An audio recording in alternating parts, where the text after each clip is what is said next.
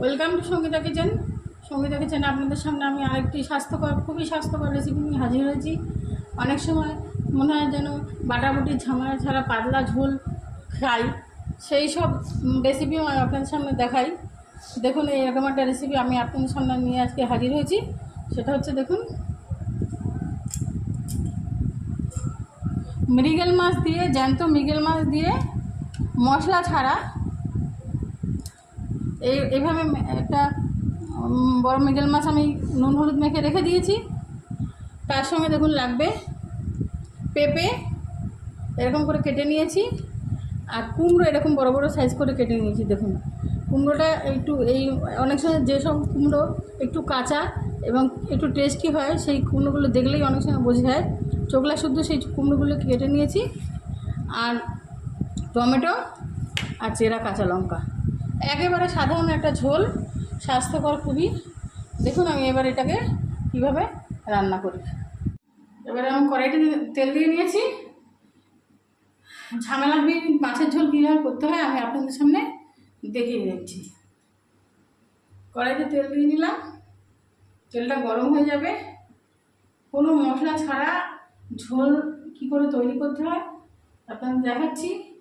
আর আপনাদের বলছি, বারবার আমার ভিডিওটা একটু শেয়ার করবেন, লাইক কমেন্ট শেয়ার সাবস্ক্রাইব করবেন। নিত্য নতুন নানা ধরনের রেসিপি আমি আপনাদের সামনে দেখাতে থাকবো। আপনারা আমাকে পাশে থাকবেন, আনন্দ দেবেন।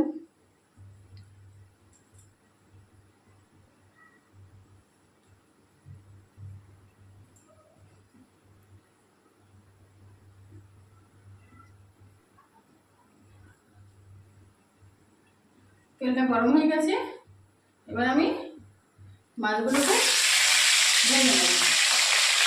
ভেজে নিয়ে আপনাদের সামনে ফিরে যাচ্ছি। দেখুন, সব মাছগুলো আমি এইভাবে আলাদা করে ভেজে তুলে নিয়েছি।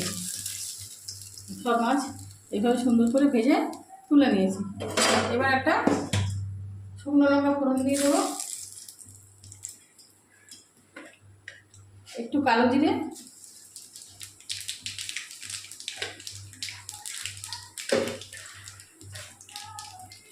এবার পেঁপেগুলো দিয়ে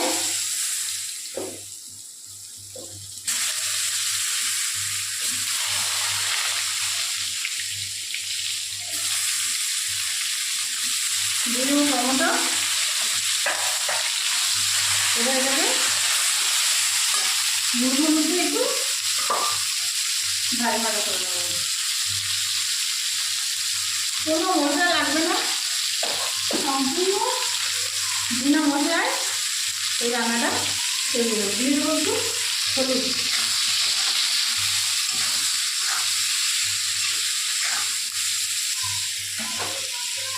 দিয়ে দেবো চেরা কাঁচা লঙ্কা,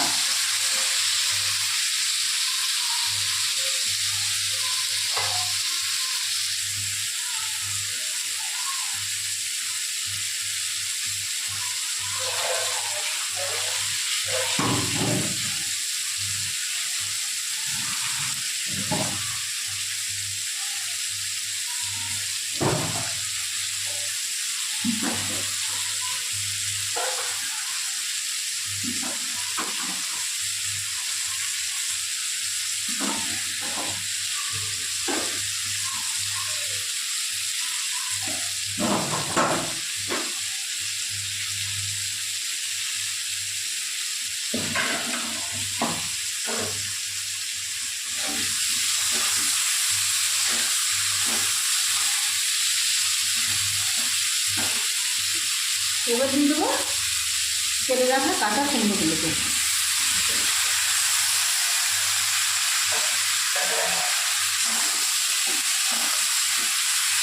জিরে বাটাও আমি এর মধ্যে দেবো না।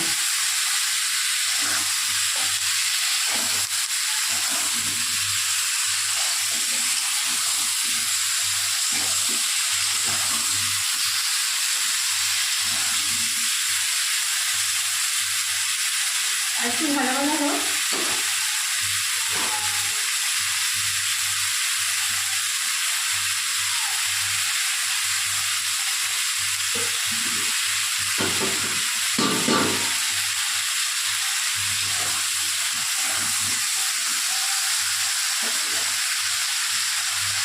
এবার আমি এর মধ্যে জল দিয়ে দেবো।